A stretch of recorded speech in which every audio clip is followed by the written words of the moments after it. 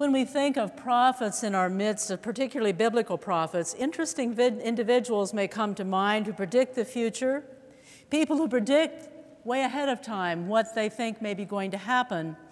Biblical readers among us may recall crazy acting, eccentric souls who do strange things, speak odd words, and dress more oddly still.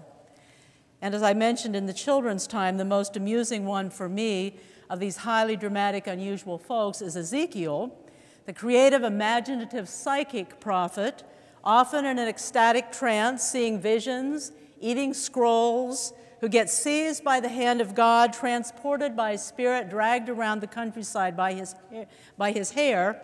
Suddenly he pops up unexpectedly in bizarre places in ways that may remind many of us of the impressive special effects of a Harry Potter movie. Now, on one level, it's very easy to dismiss these unusual individuals, strange as they are, and they are.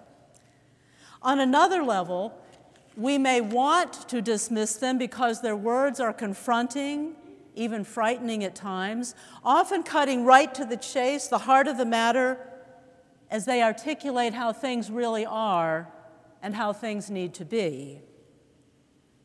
But on every level, we need to listen to the true prophets of our day, whom we encounter on our journeys as individuals, as a community of faith, as a nation. Prophets, as I said, hold a mirror before us, helping us to look at ourselves, our community, our nation, our world, often showing us things that we have not been noticing, holding up a new angle, a different perspective before us.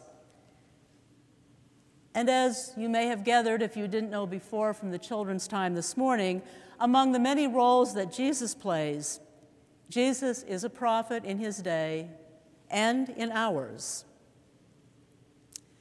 Last week, you may recall that we left Jesus in the synagogue, a synagogue in his hometown, handing back the scroll after reading aloud in the synagogue, clearly defining his ministry.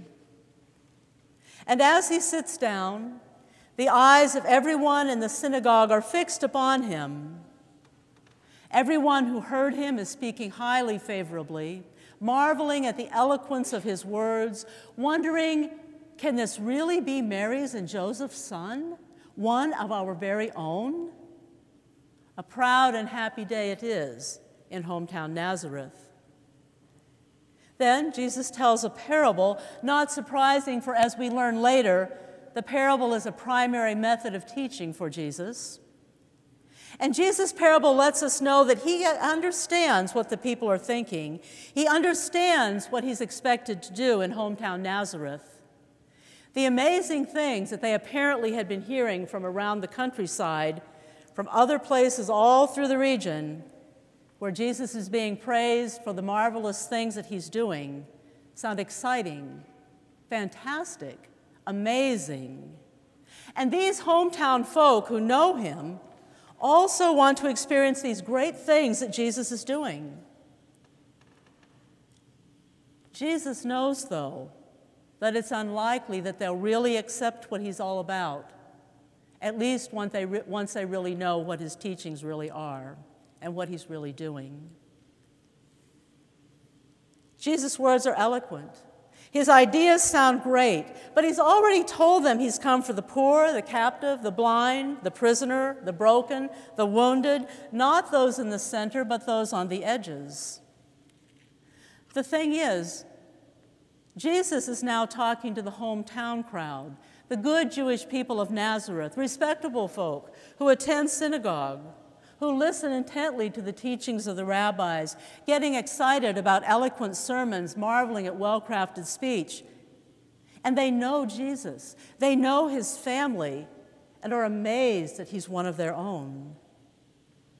And Jesus knows these folks, knows how one should act here in this place, in Nazareth, the rules to be followed, the culture into which he is born, the behavior expected of him in this town, in this synagogue. And then we hear Jesus' words, the truth is, prophets never gain acceptance in their hometowns. And then Jesus tells them of the prophet Elijah, prominent in their own Jewish tradition, who during a terrible, terrible famine was not sent to the many suffering widows of Israel, but to an outsider.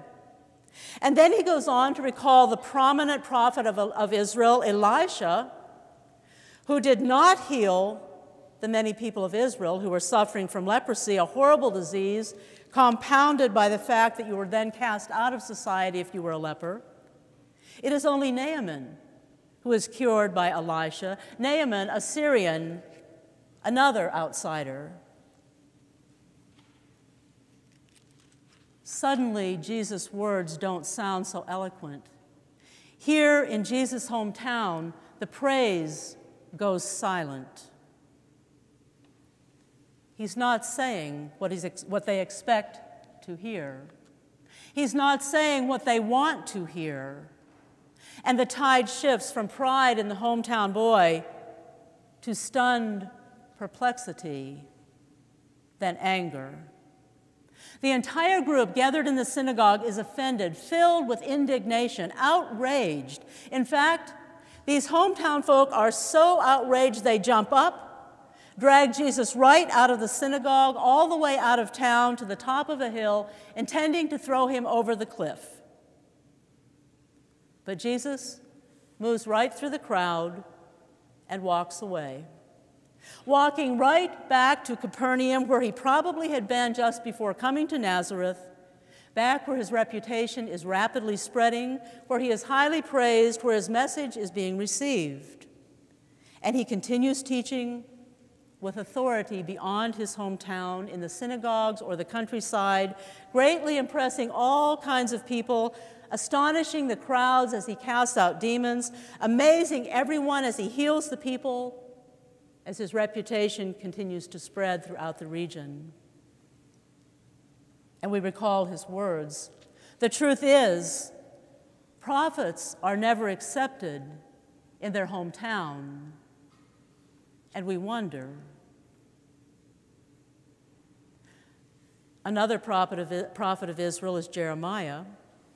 Jeremiah is a man of deep, deep passion, intimately connected to his community, deeply loving his people, his country, his religion, so much so that the woundedness and pain among his people cuts to the very core of his own heart.